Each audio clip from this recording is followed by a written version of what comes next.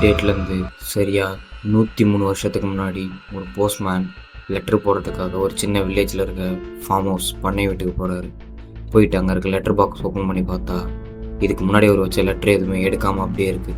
அதனால் வீட்டு உள்ளே போயிட்டு யார்கிட்டயாச்சும் லெட்டர் கொடுக்கலான்னு சொல்லி அவர் டோர் ஓப்பன் பண்ணி பார்க்கும்போது தான் அந்த வீட்டிலேருந்து 6 பேரும் இறந்து போய் கிடக்குறாங்க. அன்றைக்கி அங்கே என்ன நடந்திருக்குன்றதை தான் இன்றைக்கி நாம் கூட டிஸ்கஸ் பண்ண போகிறோம். இது மிஸ்ட்ரி கேஸ் எபிசோட் 2. அந்த இன்சிடெண்ட்டோட பேர் ஹண்டர் க்ரீக் மர்டர் 1922.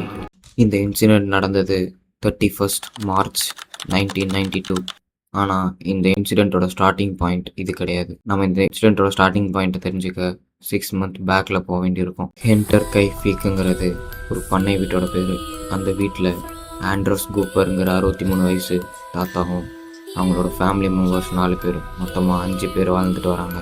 இந்த இன்சிடெண்ட் நடக்கிறதுக்கு 6 மாதத்துக்கு முன்னாடிலேருந்தே ஆண்ட்ரஸ் கூப்பருக்கு வீட்டில் ஏதோ மிஸ்டீரியஸாக சவுண்ட் கேட்குறது, அவரோட டூல்ஸ் பாக்ஸ் மிஸ் ஆகிறது, டூல்ஸ்லாம் மாறி மாறி அலைன் பண்ணியிருக்கிற மாதிரி மிஸ்டீரியஸான விஷயம் நடந்துகிட்ருக்கு. அது மட்டும் இல்லாமல் ஒரு நாள் அவர் ஃபார்மிங் முடிச்சுட்டு வீட்டுக்கு வரும்போது ஃபாரஸ்ட் ஏரியாவிலேருந்து இவங்க வீட்டுக்குள்ளே போகிற மாதிரி ஒரு ஃபுட் பிரிண்ட்டையும் நோட் பண்ணுறாரு. ஆனால் அந்த ஃபுட் பிரிண்ட் ரிட்டர்ன் ஃபாரஸ்ட்டுக்கு போன மாதிரி இல்லவே இல்லை. இதுக்கெல்லாம் மேலே இவரோட வீட்டுக்கு அடிக்கடி மிஸ் ஆகிறது மட்டும் இல்லாமல் இந்த ஏரியாவுக்கு சம்மந்தமே இல்லாத ஒரு நியூஸ் பேப்பர் அவங்க வீட்டு வாசலில் இருந்தது தான் இந்த கேஸில் மிகப்பெரிய ஸ்ட்ரேஞ்சான விஷயம். இந்த இன்சிடெண்ட் நடந்தது 100 வருஷத்துக்கு முன்னாடின்றதுனால அப்போ இருந்த வீடுங்கள்லாம் பரன்லாம் வச்சு பழைய மாடலில் கட்டியிருப்பாங்க. அந்த பரன் மேலேருந்து வித்தியாசமான சத்தம், ஃபுட் ஸ்டெப்ஸ்லாம் கேட்குறதா சொல்லி ஆண்ட்ரஸ் கூப்பர் வீட்டில் வேலை செஞ்ச மெய்டு வேலையை ரிசைன் பண்ணிவிட்டு கிளம்பிடுறாங்க. இதை பார்த்து ஸ்ட்ரேஞ்சஸாக ஃபீல் பண்ண ஆண்ட்ரஸ் கூப்பர் அவங்களோட ஃப்ரெண்ட்ஸ் கிட்ட இதை ஷேர் பண்ணுறாரு. அவங்க ஃப்ரெண்ட்ஸ் என்ன சொல்கிறாங்கன்னா, ஏதாச்சும் ஒரு பிரச்சனை வந்தால் இதை யூஸ் பண்ணுன்னு கையில் ஒரு கன்னை கொடுக்குறாங்க. ஆனால் ஆண்ட்ரஸ் கூப்பர் அதை வாங்காமல் வீட்டுக்கு ரிட்டர்ன் ஆகிடுறாங்க.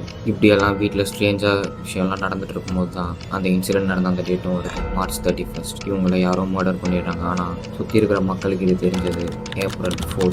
இன்சிடென்ட் நடந்து 3 days வரைக்கும் பீப்புளுக்கு எதுவுமே தெரியாமல் அந்த வீட்டில் யாரோ லீவ் பண்ணுற மாதிரி நார்மலாக இருந்ததுக்கான காரணம் போலீஸ் இன்வெஸ்டிகேஷனில் தான் தெரிய வந்துச்சு. போலீஸ் இன்வெஸ்டிகேஷனில் நெய்பர்ஸ்லாம் சொன்ன விஷயம் என்னன்னா, அந்த வீட்டோட சிம்னிலேருந்து உள்ளே யாரோ சமைக்கிற மாதிரி கண்டினியூஸாக போக வந்துட்டே இருந்துச்சுன்னு சொல்லியிருக்காங்க.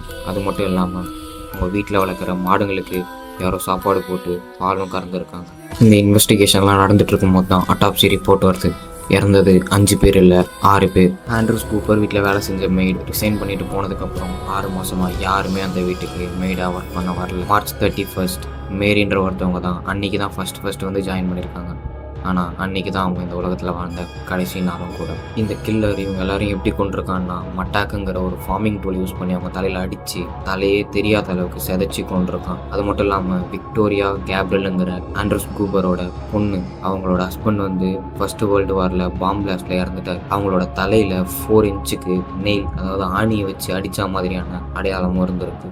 போலீஸ் அந்த ஃபார்ம் ஹவுஸ் ஃபுல்லாக சல்லடை போட்டு சலிச்சும் ஒரு சின்ன ஃபிங்கர் பிரிண்ட் டிஎன்ஏஸ் கூட கண்டுபிடிக்க முடியல. அதனாலேயே இந்த கேஸ் இன்னைக்கு வரைக்கும் முடியாத மிஸ்ட்ரியாக தான் இருக்குது. ஆனால் நெய்பர்ஸ் சொல்கிற ஒரு சில தியரி என்னென்னா, விக்டோரியாவுக்கும் அதே வில்லேஜில் இருந்த லாரன்ஸுங்கிறவங்களுக்கும் இல்லீகல் அஃபேர் இருந்ததாகவும், அது வந்து ஆண்ட்ரூஸ்க்கு தெரிஞ்சு அவங்கள வார்ன் பண்ணதாகவும், அந்த லாரன்ஸ் தான் இவங்க ஃபேமிலியை பிளான் பண்ணி கொன்னதாகவும் சொல்கிறாங்க.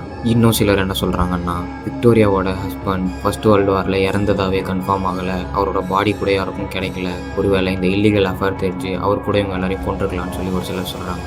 ஆனால் அது உண்மையாக இருந்தால் ஏன் அவர் மெய்டெல்லாம் கொண்டாருன்னு சொல்லி டவுட் உங்களுக்கு வரலாம்.